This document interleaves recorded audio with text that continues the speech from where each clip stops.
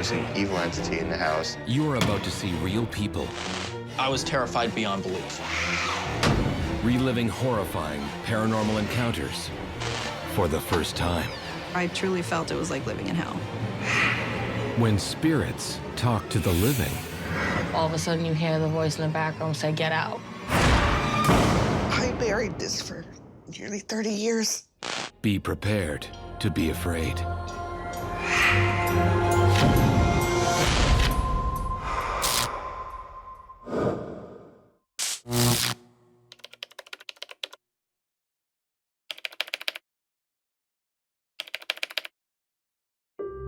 Take one.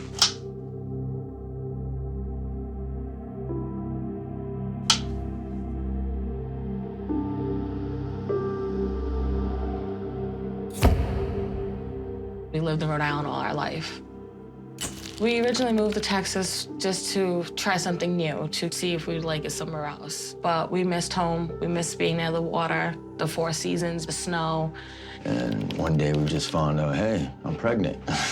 We basically decided after that to move back to Rhode Island because we grew up here. We raised our other two kids in Rhode Island, so we figured this one would be the best way to raise our son that's being born now. When I found out Shalisa being pregnant, it was the happiest day of my life. I wanted to be close to my family. And I came back down and I got the apartment, the 3-bedroom apartment. It was great. High ceilings, big rooms, you know. No one lived in it for a long time, so I was like, it was meant to be. It was meant to be our place for us and our kids. The plan was me and my husband would move down to Rhode Island while my kids would stay in school in Texas to finish out the school year. I didn't feel right taking them out of school, so we just let them stay there with my brother, who resided down in Texas, while we moved down to Rhode Island to get ourselves settled and situated. He was there for about a month by himself. I was kind of lonely, you know. I was all by myself, not seeing my wife or anything like that. One night, I came home. I was sitting down in my living area watching some TV, and I look out into my kitchen.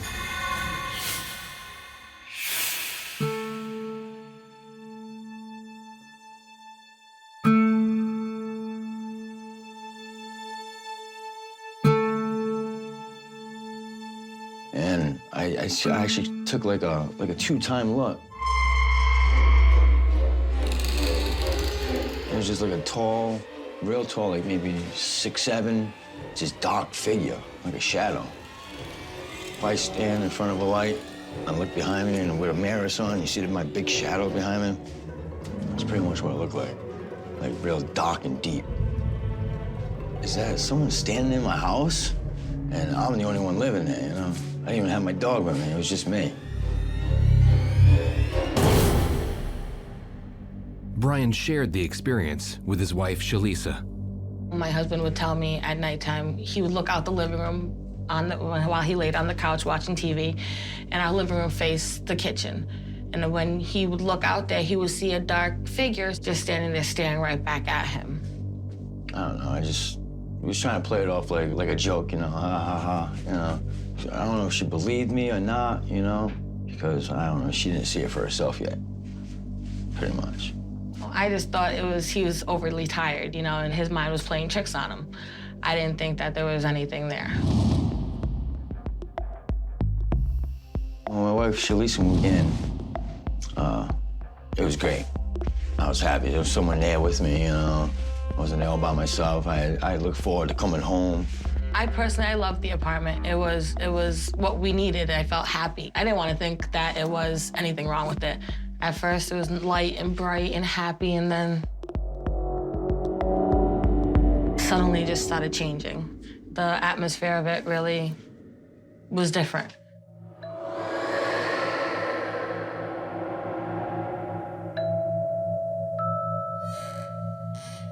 I would go in the kitchen, I would cook, I'd hear something behind me, and I'd just brush it off, thinking it was my dog, or, you know, just not putting much thought into it at all.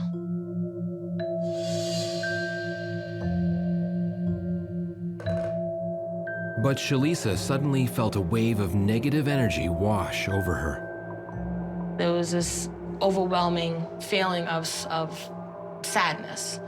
of irritation, of anger.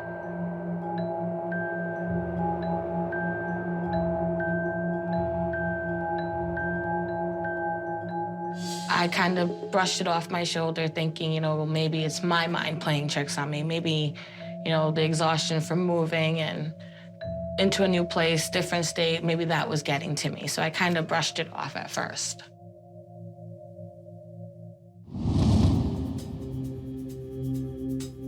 After my husband would leave for work at 5 o'clock in the morning, I would get up and just start cleaning the house.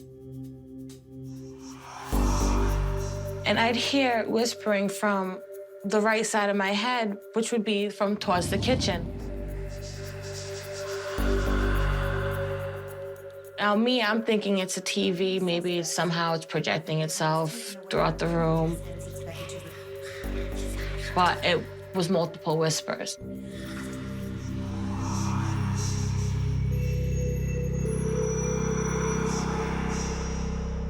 All I heard was pss, pss, pss, pss. I could not make out what it was saying, but I could just hear the voices whispering inside the kitchen.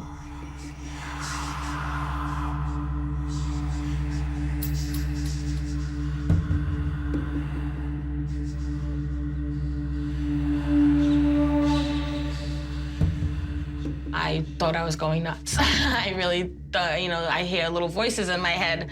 I couldn't pinpoint it at the time what was going on. The experiences continued to escalate. Me and my husband were watching television. Reliable sources say that chicken soup has proven to be... I was laying down on the couch. I happened to look to my right.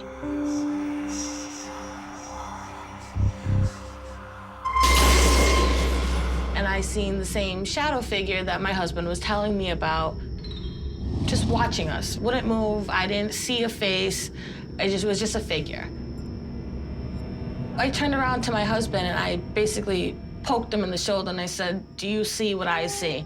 He leaned over, he goes, "That's what I've been telling you. I've been seeing the entire time I've been here." And then that right there made me feel like I wasn't crazy.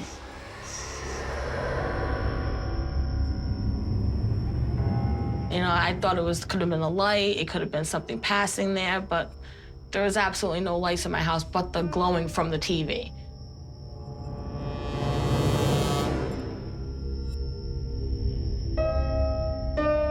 There is something in here that's watching me for some reason.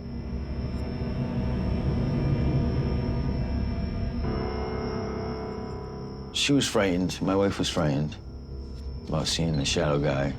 And I was scared for her too, because I'm like, hey, there's someone else in the house, something else is here. It's just watching us. It was about to get much worse. I was in the shower one day, and I usually have the bathroom door open just in case I hear somebody knocking on my door.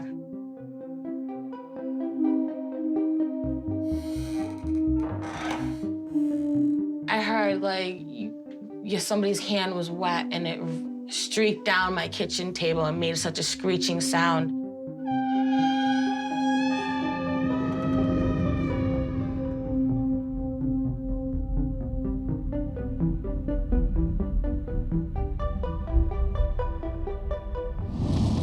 Fingerprints and a handprint streaked down, wet on my kitchen table. Shalisa searched for an explanation.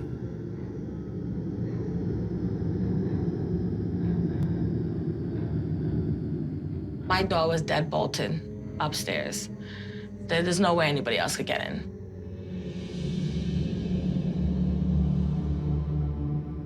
At that point in time, I did call my husband and said, "Listen, I gotta go. I gotta leave. I can't be here right now. This is really freaking me out." I came home that night about maybe 8 o'clock, and the box was still sitting on my table. Of like fingerprints being slid down the table.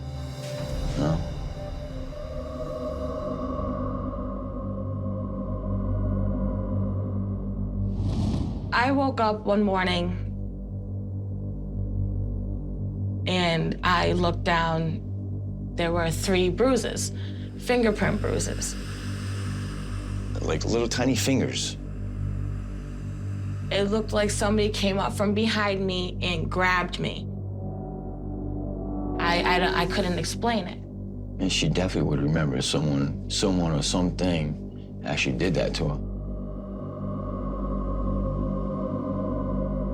Unexplained bruises and markings could be unexplained paranormal phenomena that a person's experiencing from a haunting. Sometimes it takes a drastic measure, such as a physical impression on the body, like bites or scratch marks or something like that, to actually change a skeptic's mind into believing that they're experiencing something paranormal. A couple days later, I realized, I looked down on my leg and there were scratches also on my leg. 3 deep scratches on my legs, so it was very frightening. It looked like somebody ran their nails right across my legs, and their nails were very sharp, so it left 3 marks on my leg itself, on my left leg, on my thigh. I was worried for my baby's safety. I didn't know if what was happening would affect my child that I was carrying in my stomach. I didn't know if it was somehow, some way trying to get to my baby. She wanted out. And I kept on insisting that, no, we can't, there's nowhere else we could go. You know, I don't have the money to get another place, and it's gonna take a while to find another place, and this is suitable for us. And I felt bad for her for saying that to her because, you know, I'm supposed to be supporting my wife. You know, and then I felt bad because I couldn't protect her and my child. At this point in time, the progression was unbelievable. I mean, the bruises started coming, the scratches started coming. It seemed like it had a personal vendetta against me. I did go to my my OBGYN. The baby was fine. I was fine. There was nothing going on wrong. Everything was normal. That was a huge relief that everything was going okay. After getting a clean bill of health, Shalisa would experience her most vivid and violent episode. I remember one morning, my husband left probably around 4:30, 5 o'clock to go to work. As always, like every morning, I get up, I make him his cup of coffee, and I wait for him to go to work. I'll lock the door behind him and I'll go back and I'll lay down on the couch. She said she was trying to fall back to sleep with her arm over her head.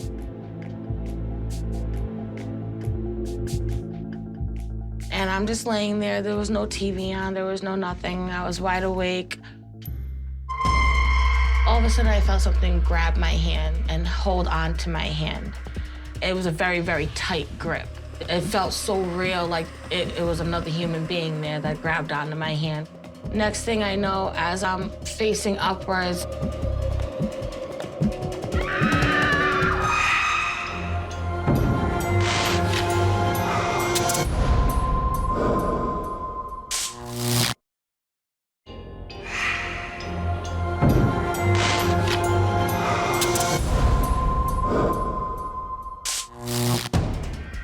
Shalisa Carvelis and Brian Rodriguez had moved into a new apartment, only to find themselves attacked from the spirit world.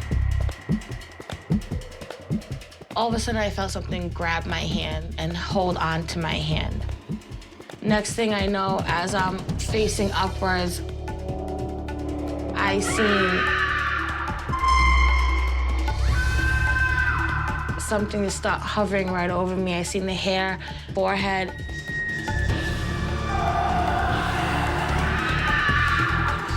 It was just levitating right over me. I blacked out because I was so scared. I called my husband up. And she actually wanted me to turn around and come back home, but I couldn't. At this point in time, it was the scariest thing that happened, yes. She sounded very frightened, very scared. She didn't want to be in that house until I came home. I was afraid for my baby. I was afraid for me because if it was just targeting me and hurting me, I was afraid it was going to hurt my son, too. We needed to find somebody that could help us.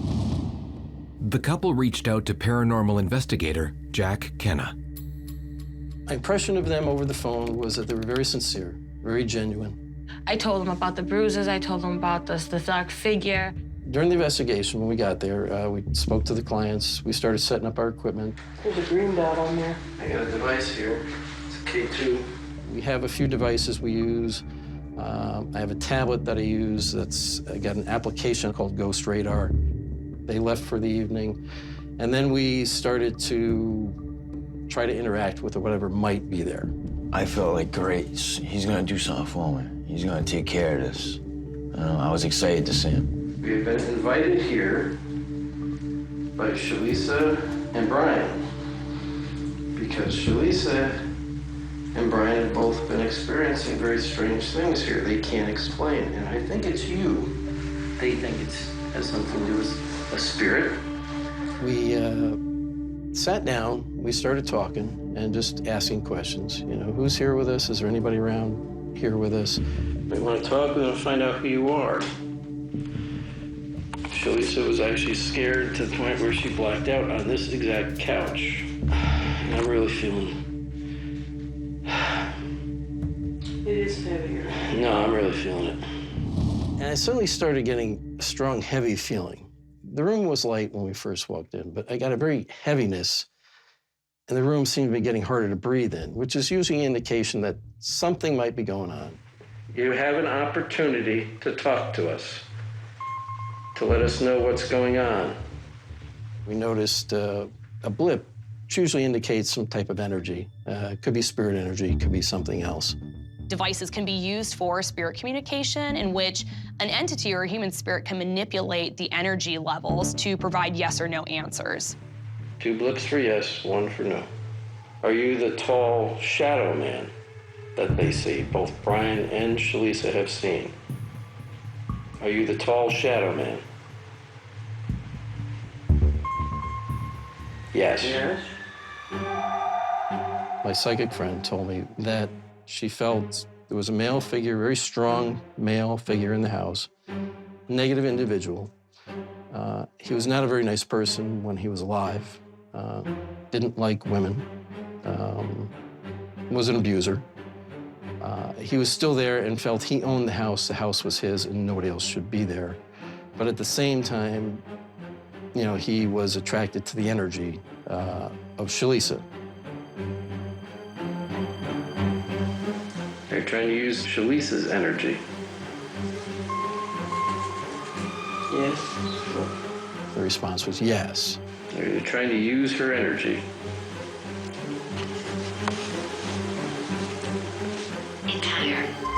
Her entire energy.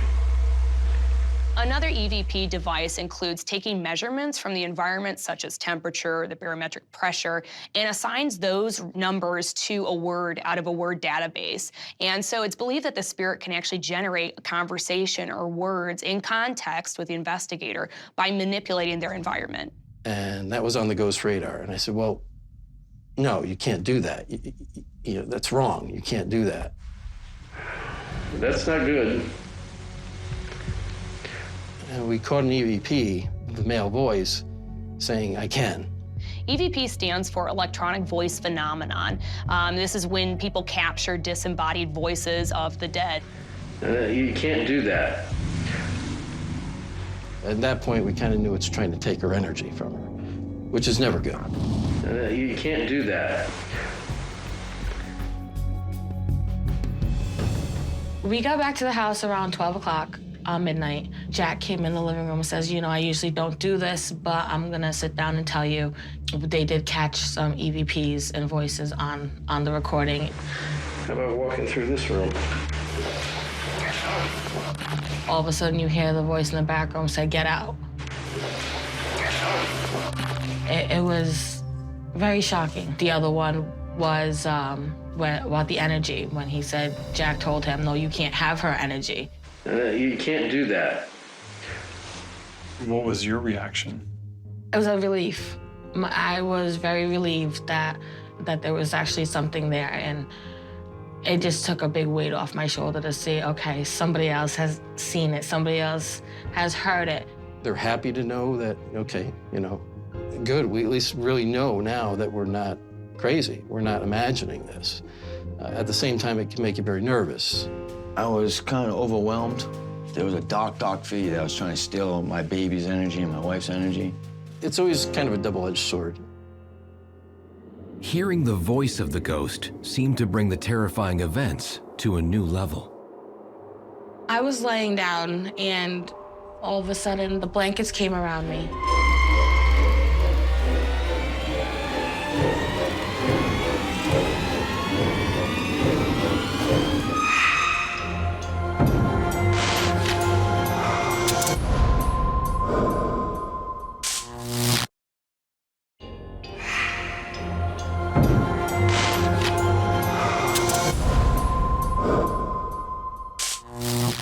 Brian Rodriguez and Shalisa Carvelis had been experiencing paranormal phenomena in their new apartment.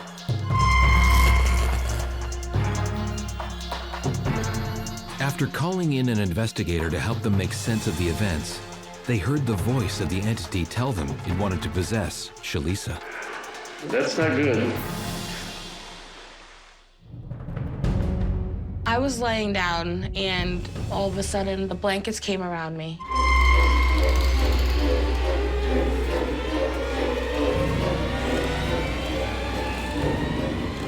It wrapped me up basically like a burrito. I couldn't get out. I couldn't move. I tried fighting my way out. There was no way. About 2 minutes passed, and all of a sudden, the blankets released me.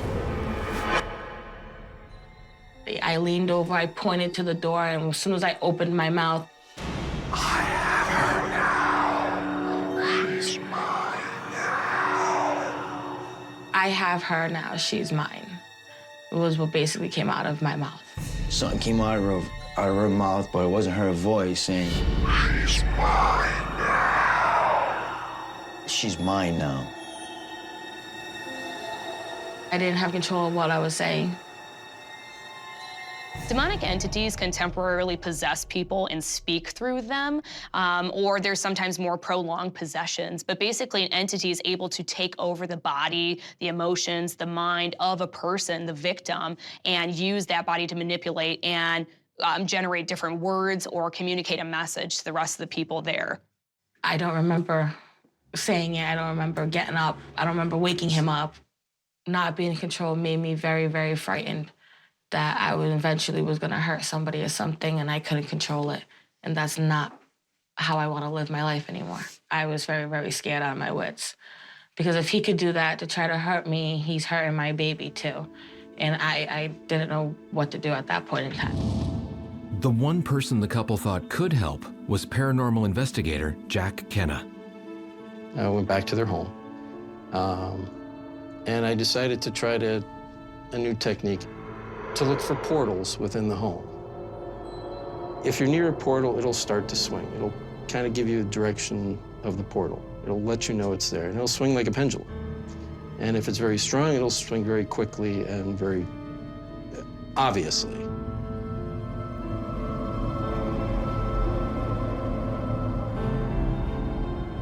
I found several portals, many portals within the home, more than I expected, and I found about 18.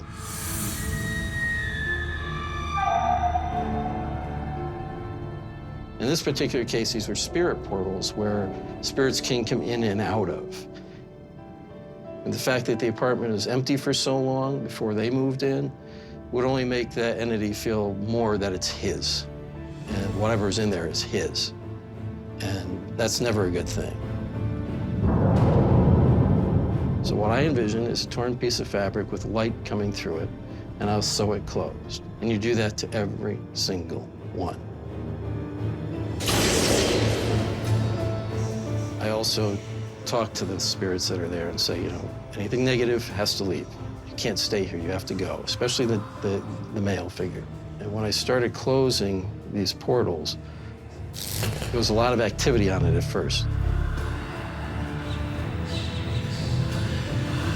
And then, nothing.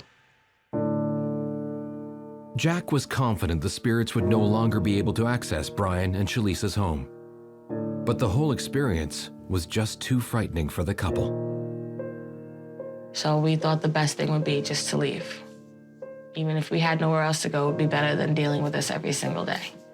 Hopefully it doesn't follow us, you know? If it follows us, then I'm in that whole line of again. Excuse my French. You know? But, yeah, I just hope it doesn't follow us. If it doesn't follow us, I'll be happy anywhere else. let it stay there. You know? After moving out of their Pawtucket home, the paranormal events ended for Shalisa and Brian. Electronic voice phenomenon is just one method an entity can use to speak with the physical world. Seances and spirit boards can also allow the dead to talk.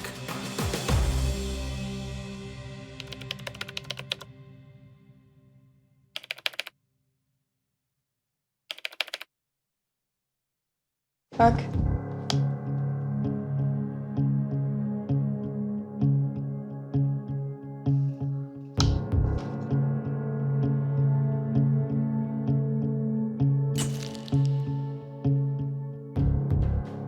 Trevor and I, we both met each other actually over the internet. We've been together for 4 years. But eventually we decided to move in together. So we started looking online, and I found this house. One that just stood out to us for some reason. I fell in love with the location. I was like, okay, this feels like home. When we first went to visit for the viewing for the house, First location was the basement.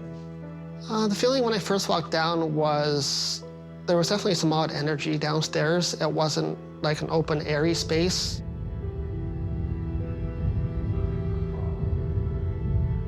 The first thing you notice is this big old cistern. It's actually a well that's indoors. And in the old days, they would use that well for storing water, either from the eaves troughs off the roof, going directly in, or even putting snow from the winter inside to melt.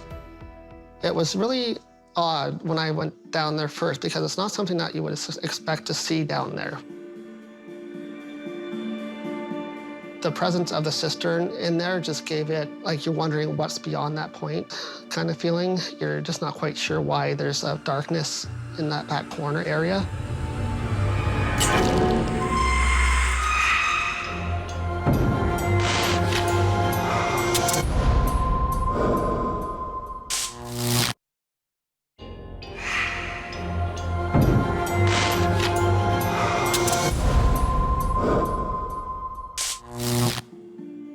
Trevor Bishop and Mark LaRock had found a house they loved and moved in together. But a spooky cistern in the basement was giving off negative energy and filling them with a sense of dread. Like you're wondering what's beyond that point. So we had an incident happen the first day that after we moved in, I was heading off to work in the morning. Right when we woke up, Trevor was looking for the car keys. And I couldn't find them anywhere.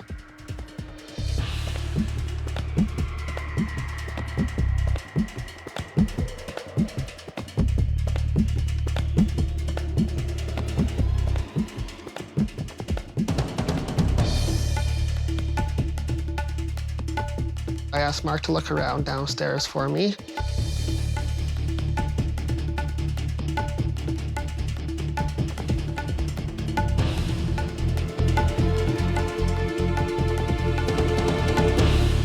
We looked around, must have been for 10 or 15 minutes straight, and we could not find them anywhere. Finally, Mark has enough. And I said, that's it. Put the keys back right where you got them.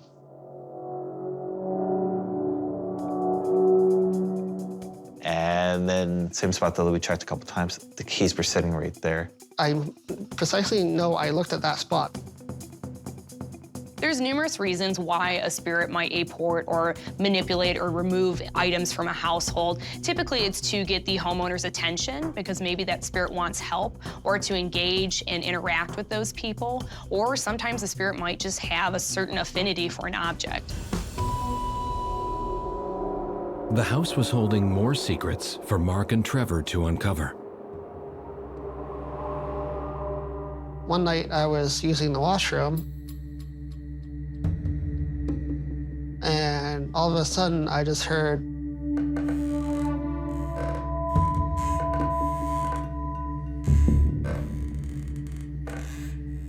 I thought it was Mark actually, because it was around 9 o'clock at night, and that's the time sometimes he goes to bed at. I thought maybe he was carrying our cat coming up the stairs, going slowly, taking one step at a time, like step, step, step. I wanted to double check to see if that noise I heard was Mark or not.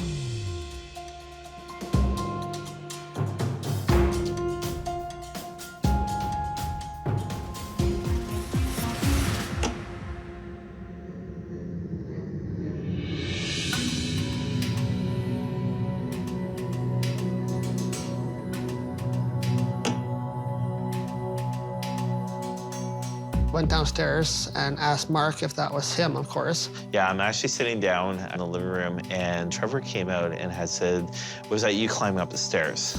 And I turned around and said, "No, I've been down here all this time watching television." It couldn't have been him because there's no time for him to get from downstairs to upstairs in the time I came out of the washroom, so. The basement remained a source of bizarre events. When we first were checking out the cold room in our basement once we moved in, we noticed there was an odd sort of feeling downstairs.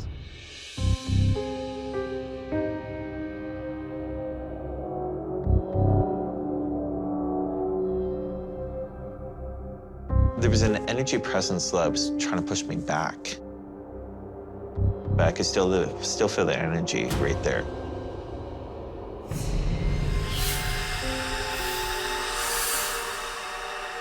Just more or less the feel. Hands pushing me back, trying to push me up the stairs, saying, "Okay, you're not welcome." It felt like a bunch of energy just coming right at you. Basically picking you up and throwing you actually off your feet, you landing 10 feet back. That's exactly what I was feeling. Almost as if somebody was down there sort of either watching you or just some odd kind of energy coming from that back area where a cold room is. It was like, "Don't come downstairs. Do not come downstairs."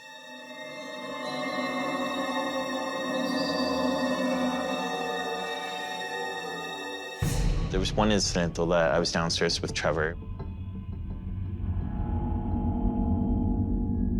We were cleaning up our tent that we actually had outside, and we brought it back in. So I was busy folding that up, putting it away.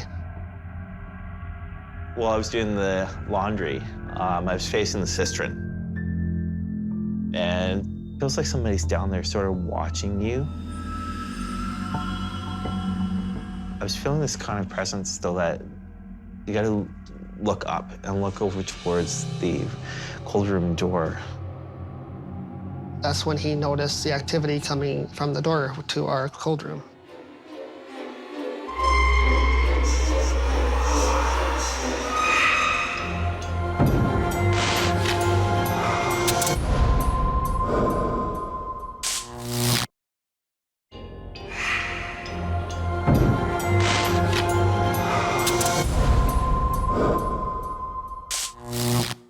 Trevor Bishop and Mark LaRock had bought their dream home. But after moving in, they found themselves plagued by ever more terrifying ghostly phenomena. That's when he noticed the activity coming from the door to our cold room.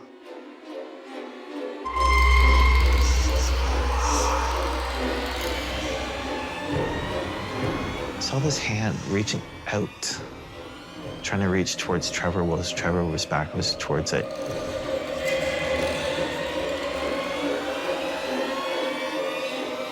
And all of a sudden it went back in.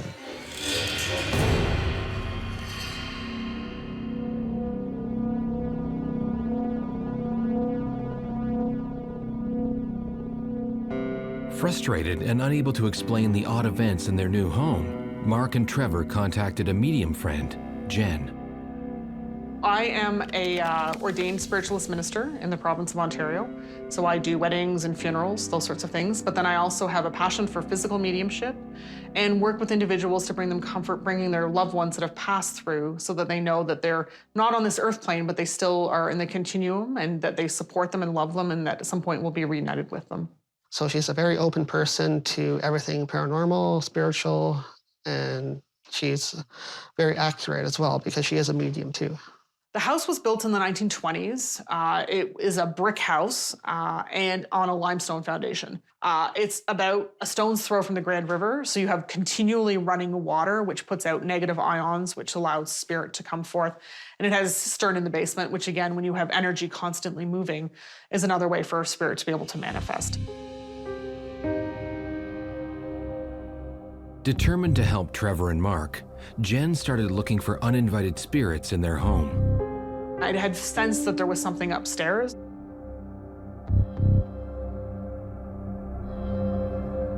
Since it's an active house, you can also pick up energies in a house of people. It's an imprint.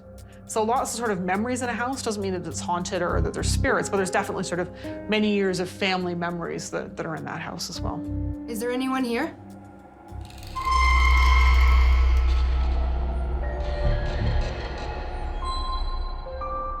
A little girl, blonde, curly hair, big blue eyes, and she was coughing and she still had that fever, so she was showing me that that's how she'd passed. So it felt like either scarlet fever or like a typhoid or something like that, of that sort of period. 1920s, 1930s, that sort of era of time.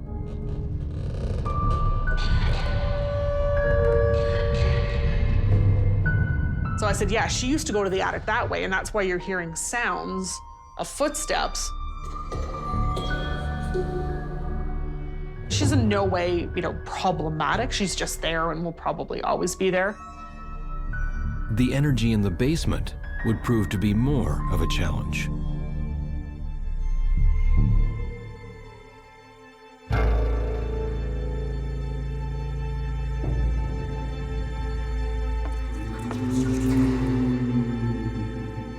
And as soon as I walked in, I could smell that swampy kind of damp. And I could see the wet footprints on the floor.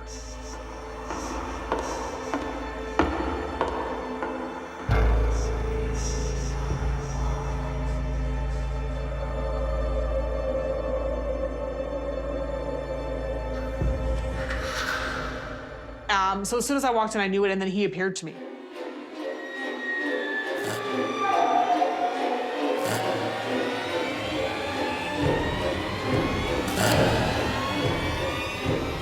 So I could see him, and he was dripping wet, and he was in, clothes that were sort of 100 years old. He drowned because I feel it, so I could feel water in my lungs. I started coughing up. And just knew that he had drowned quite suddenly and unexpectedly. Got him feeling that he was safe and that I wasn't trying to banish him. What is your name?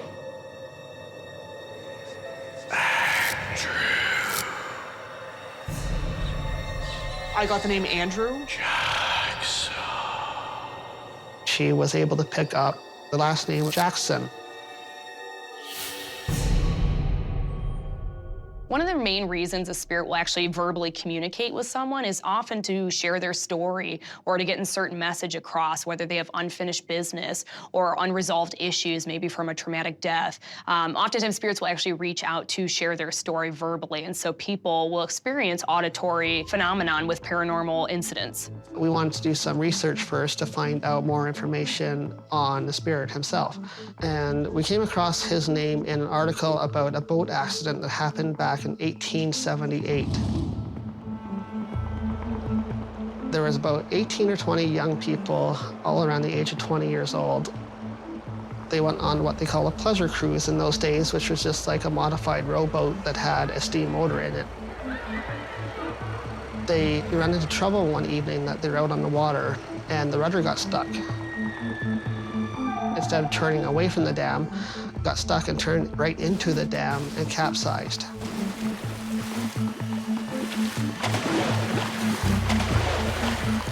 Now, not all the people perished on this accident. The two women that were with them, they escaped unharmed, but unfortunately the rest of the men that were on did perish. The bodies weren't found. They were all drifted downriver by the time they went to check. And Andrew Jackson was one of these men that was on the boat at age 19. Quite often when you pass really suddenly and unexpectedly, you don't realize you're dead. And felt like he had a lot of things that he still needed to do, so was having a really hard time moving on. He ended up having family that owned the property that we're currently on. So what we think happened to our spirit's body is he ended up floating down the river and recognized the land that his family owned, which is now our property, and his spirit got off at our place. Knowing that Andrew had really existed, it spurred the couple on to take communicating with the spirits to the next level. We wanted to try to get some evidence of the spirits that are there and why they are there. We set up our night vision camera system in 2 different places. We set one up downstairs, and we also set one up in the attic upstairs.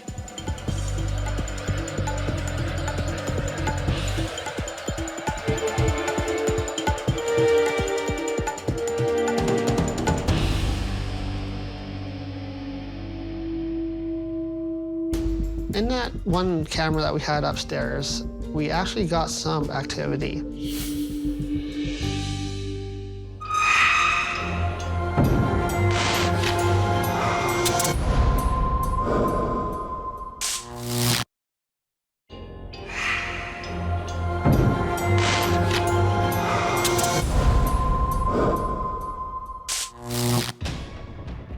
Trevor Bishop and Mark LaRock had spirits living in their new home.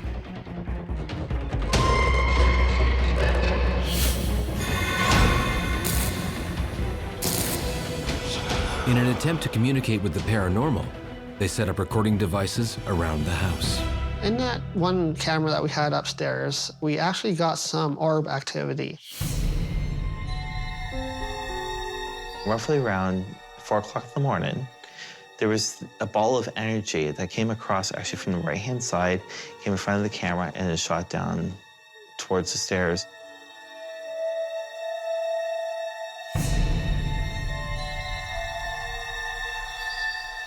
It went from the camera all the way to the back and actually turned the corner and head down the stairs towards the stairs of the attic. So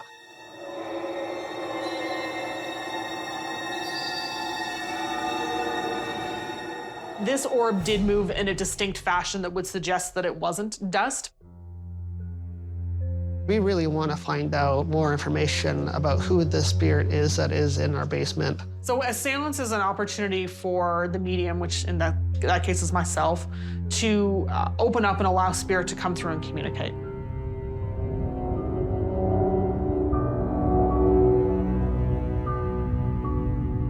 We had 2 skeptics. I always intentionally bring skeptics or people that have never sat in my seances before so that you've got objective people saying, yeah, I can't explain what happened. So I think they were really excited about it.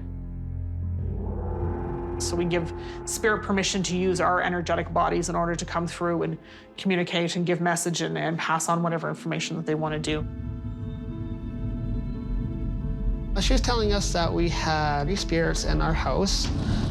There was a male, and there was a girl, a child. And to date, we have met all of them so far, so she's been right on, so. That was when Andrew interacted. Things moved, there was banging, there was sounds, there was noises, all that kind of thing. So he was definitely there and interacting and gave some feedback about, things he liked and didn't like and things like that. We asked him questions. Andrew, are you happy that we're here? Do you want us to move?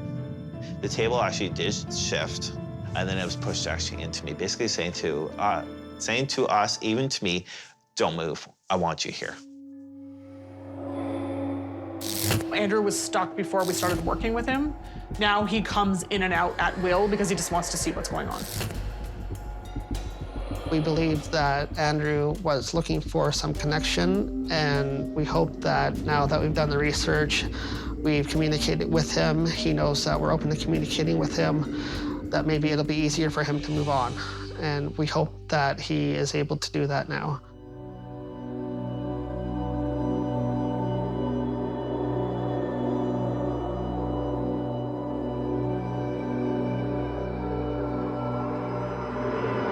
This little girl in their house, she's just mischievous and she's lonely. She doesn't have anyone to play with. She doesn't have anything to play with. I get the impression, too, that her mother hadn't yet passed. So I suspect when her mother passes that she will then go along, too. So quite often they'll hang out and wait until a parent has passed over, and then that parent will help them cross them over. It was just like a little kid that played strange. It was that sort of feeling, and just she was confused as to why her mom wouldn't come and talk to her and that kind of thing. I had said to them when I did a seance at their house, I said, look, you need to get her a doll or something to play with. And since they've got her a plaything, it's settled down. The keys have stopped moving, stuff has stopped vanishing. She's still there, but she's not causing issues with people being late and moving keys and things that are important. After communicating with the spirits, Mark and Trevor have a new understanding of their paranormal encounters. I think it was more of a reaching out just to say, seeing if it could reach me. It was trying to maybe reach towards me to say hi. If it reached me far enough to touch me, it may have just touched my back, like a tap on the back saying, hey, I'm here. And that's about it. It wasn't a negative, like black shadow or something trying to take over you or something like that. Oftentimes, people have noticed that paranormal activity has decreased when they actually engaged in conversation and let the spirit share their personal story. Sometimes it's almost as if they're being the psychiatrist for the spirit so that they can get something off their chest, or to be able to set certain boundaries with the spirit and communicate with them and set those established perimeters. And a lot of the times, the hauntings will actually be resolved. I feel that the spirits are not negative. They're not trying to harm us in any way. It's not poltergeist activity or anything like that that's throwing things. It's just movement. They're moving things to let you know they're around. And I'm okay with that. We've come to full understanding. We're here for you. You guys are here for us. Let's work together. As long as we're not getting harmed or there's no trouble from them, then we're totally fine having them here.